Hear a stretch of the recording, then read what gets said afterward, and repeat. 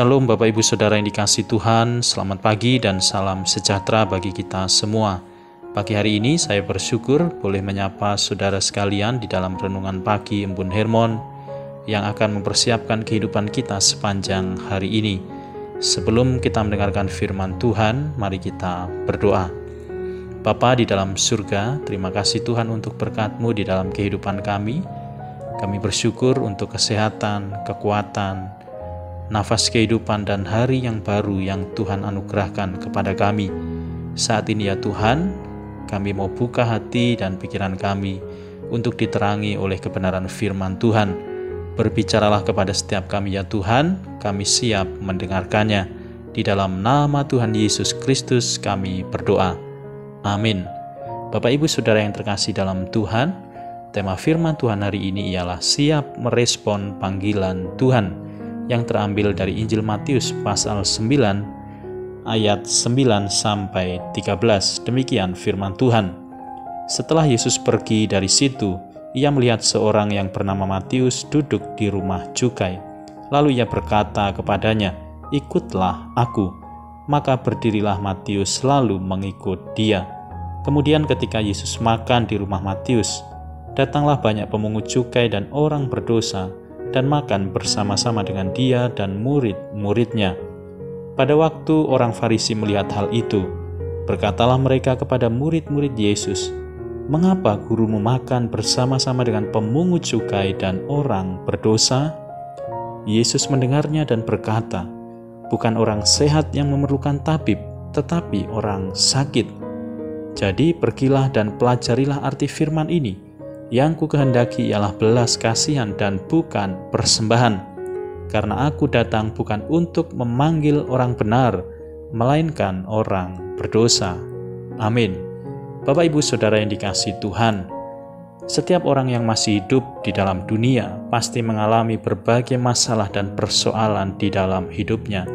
Tidak ada seorang pun yang kebal terhadap masalah dan persoalan, baik itu orang kaya ataupun orang miskin, orang tua atau orang muda, bahkan anak-anak pun pasti memiliki masalahnya masing-masing.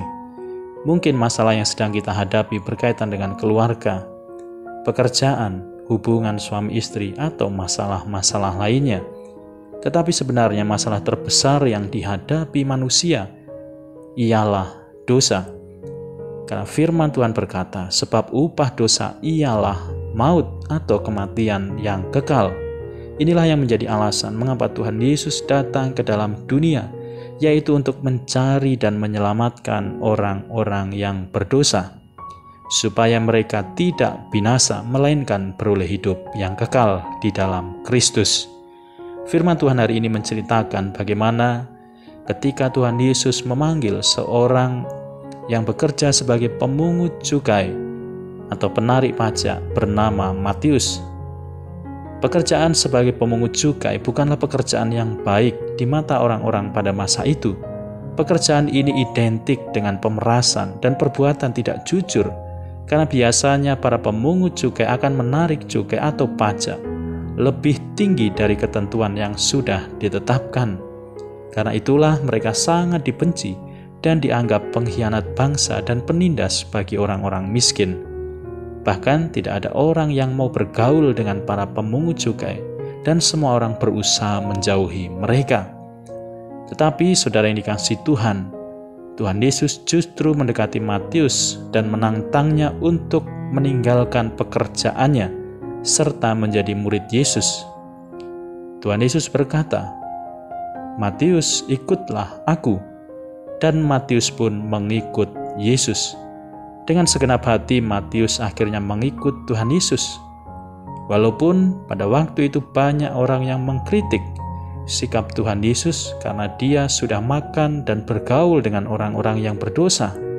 Tetapi Tuhan Yesus menjawab kritikan mereka. Yesus berkata, "Bukan orang sehat yang memerlukan tabib, tetapi orang sakit. Aku datang bukan untuk memanggil orang benar, melainkan orang berdosa." Saudara yang dikasihi Tuhan, seperti halnya Matius, kita pun adalah orang-orang yang berdosa.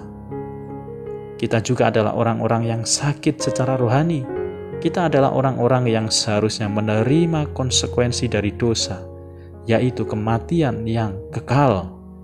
Tetapi oleh anugerah Allah di dalam Kristus Yesus, kita diselamatkan dan memiliki jaminan hidup yang kekal.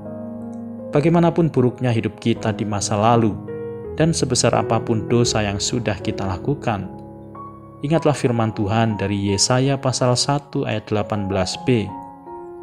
Demikian firman Tuhan, sekalipun dosamu merah seperti kirmisi, akan menjadi putih seperti salju. Sekalipun berwarna merah seperti kain kesumba, akan menjadi putih seperti bulu domba. Tuhan Yesus yang akan mengganti hidup kita yang rusak dengan hidup yang baru. Dialah yang akan memulihkan seluruh aspek kehidupan kita yang telah rusak karena dosa. Tuhan Yesus adalah Allah yang menjadi manusia dan mengorbankan dirinya di kayu salib untuk memperdamaikan kita dengan Allah. Dan pengorbanannya di kayu salib adalah korban agung sekali untuk selama-lamanya. Dan kita percaya darah Yesus sudah menyucikan kita dari segala dosa-dosa kita. Alkitab mencatat bahwa Yesus sudah mati di kayu salib, tetapi Dia bangkit pada hari yang ketiga sesuai dengan yang diucapkannya. Kebangkitannya dari antara orang mati membuktikan bahwa Ia sudah menang atas maut atau kematian yang kekal. Setelah kebangkitannya, Dia menampakkan diri kepada murid-muridnya untuk meneguhkan iman mereka. Dan kebangkitannya dari antara orang mati menjadi jaminan bahwa setiap orang percaya yang mau percaya kepada Tuhan Yesus tidak akan binasa, melainkan memperoleh hidup yang kekal. Yesus tidak lagi mengalami kematian, dan Dia terangkat ke surga disaksikan oleh murid-muridnya. Dan Dia sedang menyiapkan tempat bagi orang-orang yang mau percaya kepadanya untuk menerima kehidupan yang kekal bersama Bapa di surga. Yang perlu kita lakukan saat ini adalah datang kepada Tuhan Yesus, mengakui dosa-dosa kita, bertobat dari jalan kita yang jahat, dan berbalik kepada Allah, melakukan kebenaran di dalam Dia. Firman Tuhan dari 1 Yohanes 1 ayat 9 berkata, "Jika kita mengaku dosa kita, maka Ia adalah setia dan adil, sehingga Ia akan mengampuni segala dosa kita dan menyucikan kita dari segala kejahatan." Apapun masa lalu kita, apapun dosa yang sudah kita lakukan, mari saat ini adalah waktu yang tepat untuk kita datang kepada Tuhan Yesus, mengakui segala dosa-dosa kita, meninggalkan dosa-dosa kita, dan berbalik, bertobat, mengarahkan diri hidup di dalam kekudusan dan kebenaran.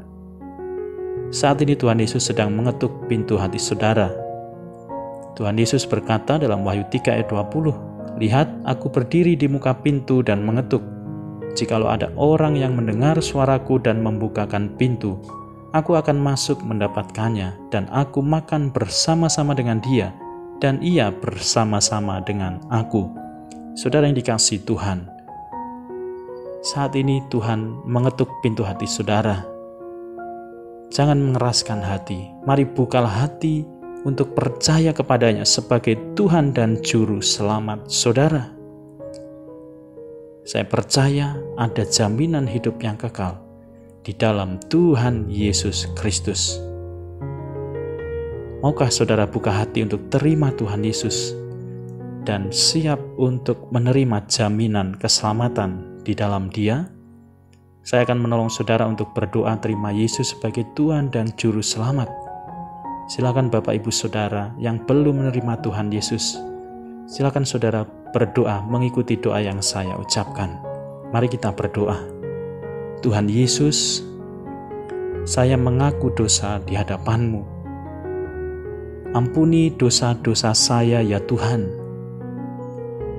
Dan saya mau mengundang Engkau masuk ke dalam hati saya, menjadi Tuhan dan Juru Selamat saya. Dan saya mau hidup seturut dengan kehendak Tuhan. Terima kasih Tuhan, saat ini saya percaya Tuhan sudah masuk ke dalam hati saya menjadi Tuhan dan Juru Selamat saya. Terima kasih Tuhan Yesus, ini doa saya. Haleluya. Terima kasih Tuhan, hamba-Mu berdoa bagi setiap pribadi lepas pribadi yang sudah membuka hati terima Yesus. Engkau akan masuk ke dalam hati mereka. Engkau akan memimpin kehidupan mereka menjadi kehidupan yang dibaharui, menjadi kehidupan yang berkemenangan, menjadi kehidupan yang mempermuliakan Tuhan. Terima kasih Bapa, kami percaya di dalam Tuhan Yesus kami menjadi pemenang-pemenang. Dan saat ini hamba-Mu berdoa bagi setiap pergumulan-pergumulan jemaat-jemaat Tuhan, dimanapun saat ini mereka berada, baik di dalam pekerjaan, di dalam keluarga, di dalam studi mereka, di dalam usaha mereka, atau pergumulan tentang sakit penyakit yang saat ini mereka hadapi. Kami percaya di dalam kuasa Tuhan Yesus, setiap pergumulan-pergumulan kami boleh senantiasa didengar dan dijawab oleh Tuhan. Terima kasih Bapa. Kami mau serahkan kehidupan kami sepanjang hari ini ke dalam tangan kuasa-Mu. Saudara yang dikasihi Tuhan, arahkanlah hatimu kepada Allah dan terimalah berkat-Nya. Tuhan memberkati engkau dan melindungi engkau. Tuhan menyinari engkau dengan wajah-Nya dan memberi engkau kasih karunia. Tuhan menghadapkan wajah-Nya kepadamu dan memberi engkau damai sejahtera. Di dalam nama Tuhan Yesus Kristus, Juru Selamat dan Penebus hidup kami berdoa dan bersyukur. Haleluya. Amin. Bapak, Ibu, Saudara yang dikasihi Tuhan, saya mengucapkan selamat datang di dalam keluarga Allah. Saudara yang sudah terima Yesus sebagai Tuhan dan Juru Selamat secara pribadi, saat ini saudara bersama-sama dengan saya dan bersama dengan saudara-saudara seiman di seluruh penjuru dunia disatukan di dalam keluarga Allah, dan nikmatilah jaminan hidup yang baru di dalam Tuhan Yesus. Puji nama Tuhan. Saya mengucapkan selamat pagi, selamat beraktivitas, salam sehat dan tetap semangat di dalam Tuhan. Tuhan Yesus memberkati.